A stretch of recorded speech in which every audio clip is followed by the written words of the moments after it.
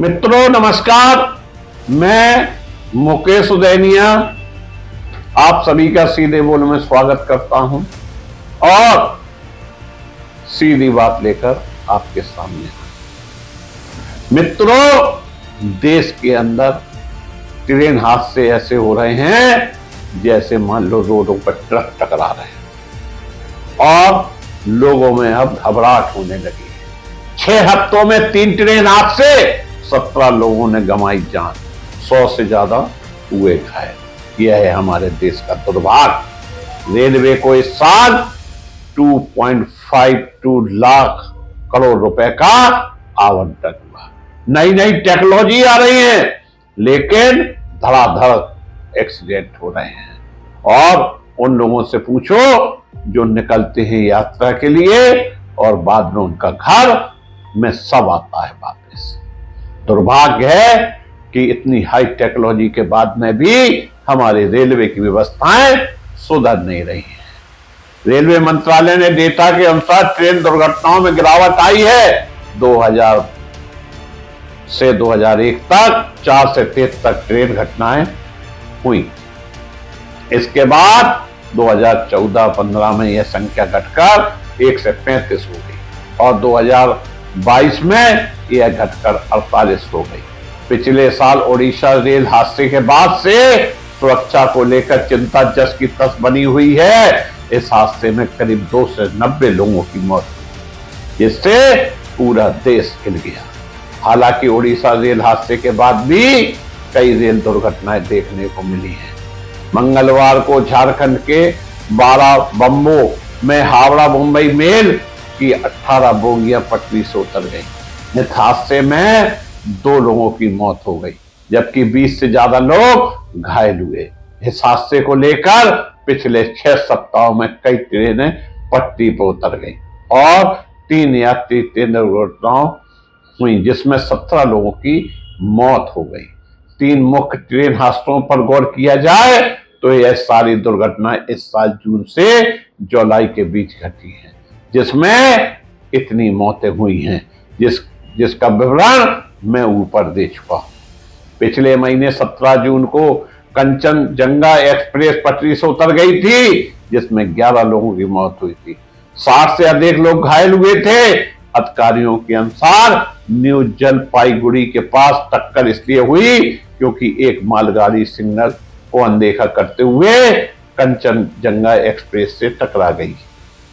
इस महीने 18 जुलाई को उत्तर प्रदेश के गोंडा रेलवे स्टेशन के पास ट्रेन की 8 बोगियां पटरी से उतर गईं, जिसमें 4 लोगों की मौत हो गई और 35 से ज्यादा लोग घायल हुए। इस हादसे को लेकर अधिकारियों का कहना है कि चंडीगढ़ और डिब्रूगढ़ ट्रेन दुर्घटना ट्रैक में तोड़फोड़ के कारण हुई। रेल दुर्घटनाओं को देखते हुए कवच प्रणाली की स्थापना में बार-बार तेज गति से आवश्यकता महसूस की जा रही है। क्या है कवच प्रणाली?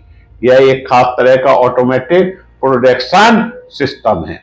कवच प्रोडक्शन तकनीकी को research design and standard organisation की मदद से बनाया गया है।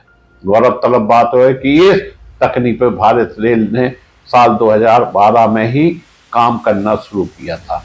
उस दौरान तकनीक का train collection advice system TCAS था।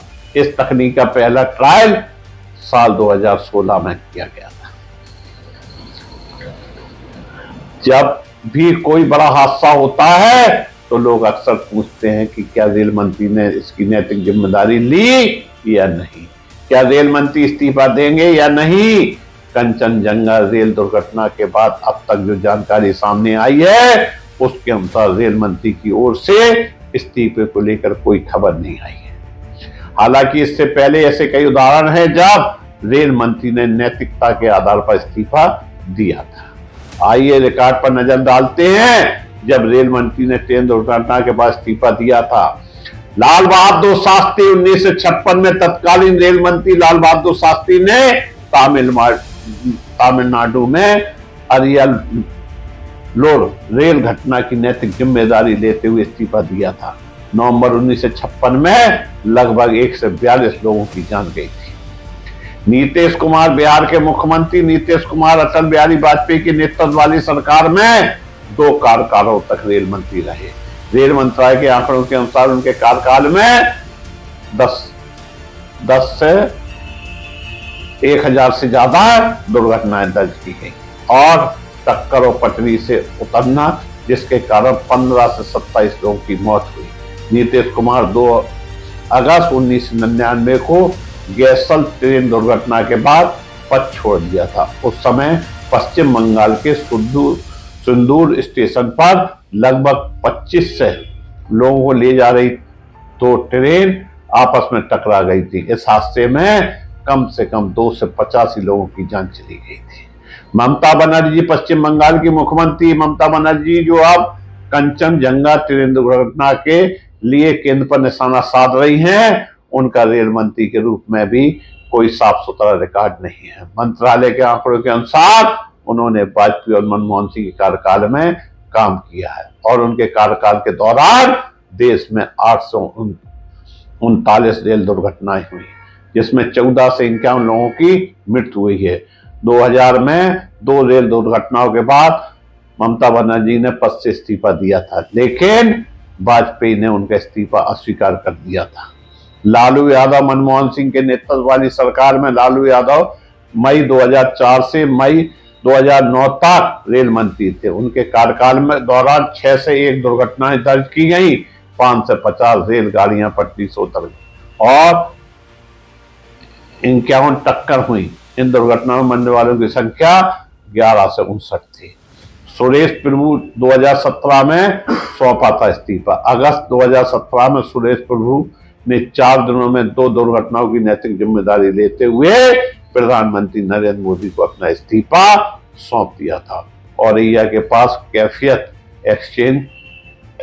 एक्सप्रेस का पटरी से उतरना, जिसमें 70 से अधिक लोग घायल हो गए, और मुजफ्फरनगर के पास खतौली में उत्कल एक्सप्रेस का पटरी से उतरना, जिसमें 22 लोगों की मौत हो गई थी, 150 से अधिक लोग घायल हुए थे। इस तरह से हमारे यहाँ रेल मंत्रियों ने इस्तीफा दिया है।